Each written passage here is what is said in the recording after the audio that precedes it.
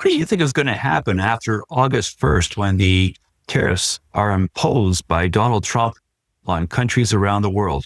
We'll talk about that. This is Make Better Wealth Decisions, a podcast about financial blind spots, decision-making, and how the reality of higher rates, global tensions, and tariff instability impact your investments. I'm your host, John DeGuy, a portfolio manager with Design Securities in Toronto. On Thursday, we had a conversation with journalist Diane Francis, and Diane has a wealth of knowledge and a wealth of experience. She's a world traveler who has written about things all over the world.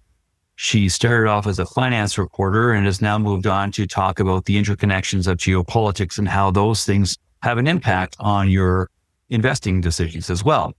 It was only natural that we would move our conversation to Donald Trump, given that the August 1st deadline is looming for the imposition of tariffs. One of the things where Diane and I agreed radically is that we do not believe Trump always chickens out. We do not believe that Trump is a taco.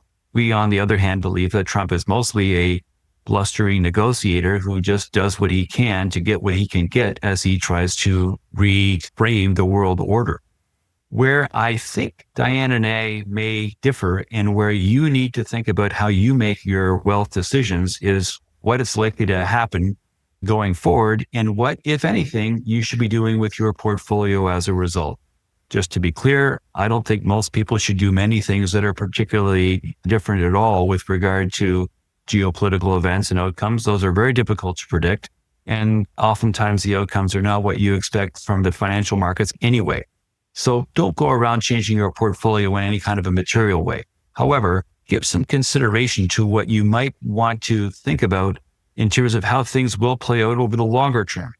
And maybe you should consider making some changes. For most people, nothing necessary. For some people, if you realize that you've been thinking about things a certain way and you think about them differently, obviously a change might at least be considered.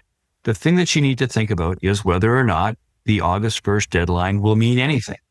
We have had multiple times in the past 6 months since Donald Trump has been president where he's set a deadline, Liberation Day originally on April 2nd, and then it was walked back less than a week later. And then a new deadline was given for July and it was walked back before we got to that date. And now a new deadline is set for August 1st. And the question that we have to ask ourselves is, will it also be walked back or will it be imposed this time? Will we actually have tariffs being imposed on dozens of countries throughout the developed world? And will that then set off what could be a trade war? And no one seems to know the answer. I'm not even sure if Donald Trump knows the answer.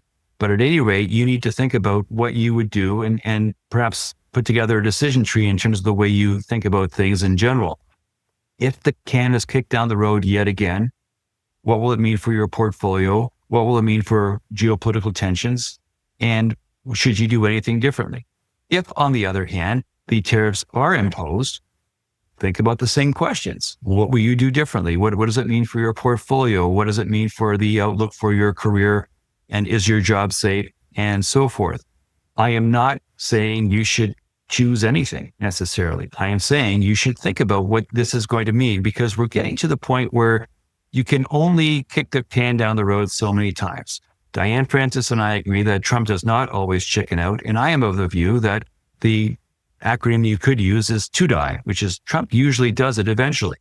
My view is that whenever the tariffs are imposed, they will someday be imposed. And they may not be what they are purported to be today, but they will not be zero. And when they are imposed, there will be repercussions. And when those repercussions hit, your portfolio will be affected.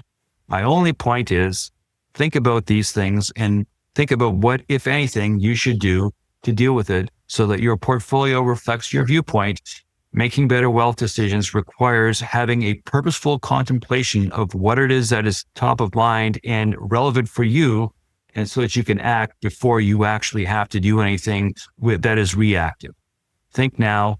The carpenter's rule has never been more relevant. Measure twice, cut once. This podcast is not to be construed as offering specific investment advice. Please consult a qualified advisor before acting. My books, Stand Up to the Financial Services Industry and Bullshift, are available online. If you'd like to meet to discuss how the topics in this podcast affect you directly, please visit my website.